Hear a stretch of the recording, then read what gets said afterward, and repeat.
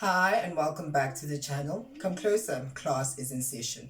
Now, using the church as a dating app is becoming normalized in the church. There are a lot of people who wake up every Sunday who dress up and go to church just because they want to get a partner or they are targeting someone at church.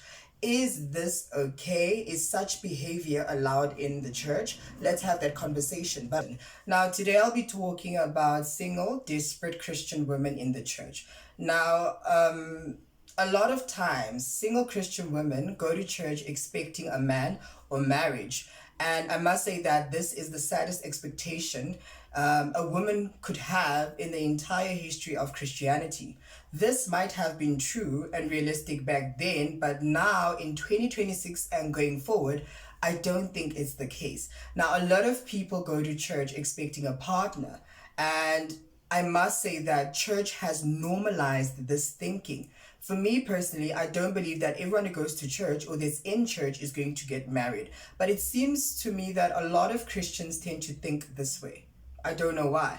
Now, using the church as a dating app is mad business, right? I mean, that is why there's a lot of horrible marriages in the church, divorces in the church, unhappy couples in the church, as well as cheating in the church, right? Because people go to church because they're looking for love. People go to church because they want to get married. People go to church because they're looking for things. You need to go to church because you genuinely want to build a relationship with God, right? Not because you are low-key seeking for a husband through the church. Just because Sister Mangmang or Brother Mangmang o thotse lenyalo kerekeng does not mean lwena o tlo thola lenyalo kerekeng. Lenyalo le tswa ho Modimo, ha le tswe kerekeng. And that's why a lot of this new age Christians and Christianity behavior is making young people think that Christianity is just like you ask God something and you get it instantly, and if you don't, you exit. No. A lot of young people are now saying things like, I'm losing my church spark because we are creating o expectile o thola dintho from Modimo. And if he doesn't want to give you those things at that specific time, you want to throw tantrums and now leave the church. No. Right? That's not Christianity. You can't want to do such things, including this behavior where single women go to church expecting marriage or a man. Now, society lies to women all the time. Waiting on God is a good thing, right? Waiting on God, expecting your husband from your church can be a little bit misleading, right? I wanted to use the word a big fat lie, but I will use the word misleading, right? There are so many single Christian women who are in the church desperately waiting for marriages and men, and it's not happening. I'm not talking about 5 months. I'm talking years. What then? Because I do believe that the church does not really tell women the truth. They sugarcoat things and say things like, wait on him, your man is coming, this is not the time, God is preparing your husband for you. And these ladies continuously go to church expecting this, believing this, and the reality is it might just not happen. It might just not happen. Right? Now, Devon Franklin and Megan Good, I hope I said her name right, Megan Good, proved this to us to say that sometimes these faith-based relationships can come to an end. Just because you guys come from the same church, just because you guys are both Christians, does not necessarily mean that the marriage is going to be successful. Right? In the same breath, a lot of single Christian women tend to act very desperately, forgetting that they are a church to focus on God, not longing for these men that they want in their lives. This leads to my next point. Now the church needs to come in and act like a dating app, whereby they plan these arranged marriages, whereby they'll take a single brother, a single sister, say they must marry each other. And sometimes these arrangements work, sometimes it ends badly, leaving church members shocked, right? Simply because the church is now trying to step in and help these desperate single Christian women who are longing for marriage in the church. Now, dear single Christian women, right? Just because you give back to the community, you dress in a modest way, you pray, you celibate, you fast, you read your Bible, and you attend the church every Sunday, that does not mean you're going to get married.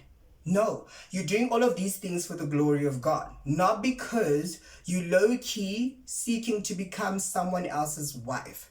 No.